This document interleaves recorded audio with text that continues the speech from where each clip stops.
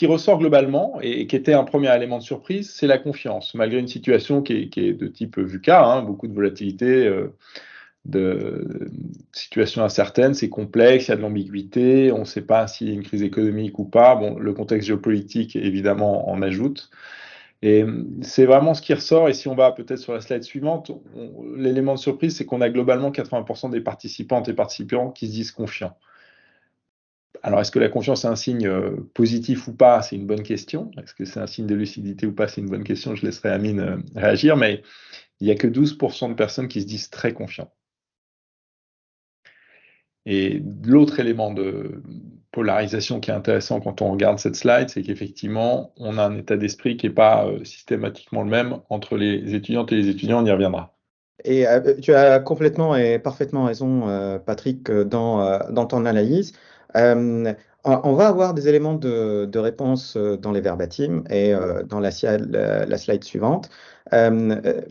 Juste pour redonner encore une fois du contexte, l'étude, pour ceux qui viennent de nous rejoindre, l'étude a porté sur les étudiants schéma. Ce n'est pas la population de tous les étudiants, toutes écoles, universités, IAE comprises. C'est sur la population schéma.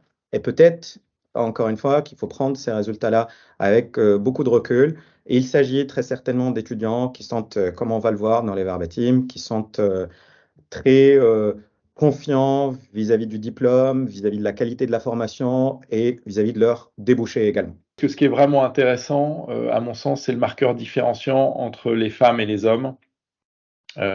Puisqu'on a sur certains critères, vous voyez, la confiance, on a un marqueur qui est très différent, hein.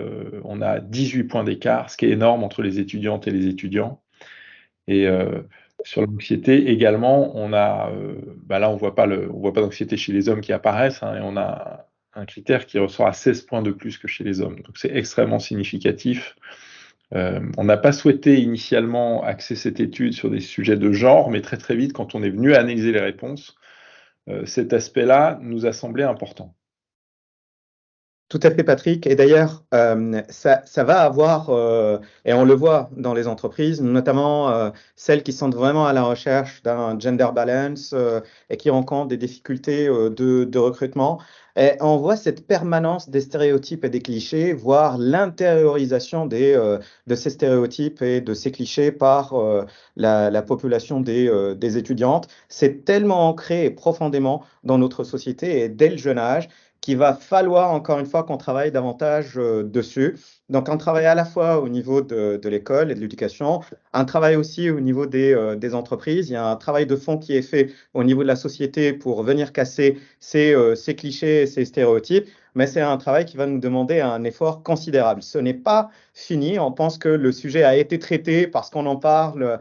Pas du tout. C'est encore et surtout un travail de fond à faire. Le sujet est toujours sur la table.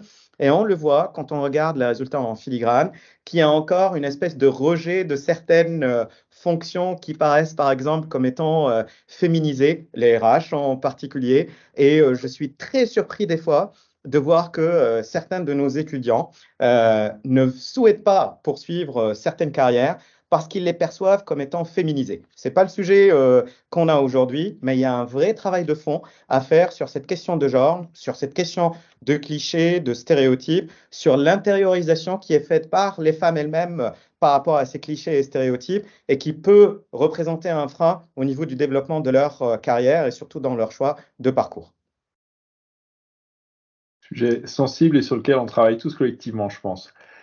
Au fond, si on retrouve ensuite dans cette analyse les raisons pour lesquelles les étudiantes et les étudiants se sentent confiants, ce qui est intéressant, c'est qu'on a quelque part un mélange de savoir-être, de savoir-faire et de qualité de la formation. Sur la partie en haut à gauche, hein, vous avez 31% qui sont liés à l'expérience. Ça, c'est un marqueur qui était intéressant pour nous, parce que c'est-à-dire qu'en période de Covid, où il y a eu beaucoup de stages en distanciel, où il y a eu une difficulté quelque part à être dans le réel, on était en septembre, donc tout ça semble loin derrière, mais quand on les a interrogés en septembre, on sortait, on était dans la nouvelle normalité. Cet élément-là est ressorti, était pour nous très positif. Le deuxième élément marquant, c'est le 23% qui sont liés à la confiance en soi, mais plus généralement, il y a 50% des qualificatifs qui sont liés au savoir-être. Et puis le dernier point, c'est la qualité de la formation, c'est-à-dire l'aspect académique. On atteint 30% si on prend tous les aspects qui sont indirectement liés à la qualité de la formation, puisqu'on avait beaucoup de questions ouvertes sur cette réponse, c'était les questions ouvertes. Et puis on arrive à 46% d'éléments liés à la notoriété de l'école et au parcours académique en général. Cela étant, ça rebat pas complètement les cartes, c'est-à-dire que 1, savoir-faire, 2, savoir-être et 3, parcours académique.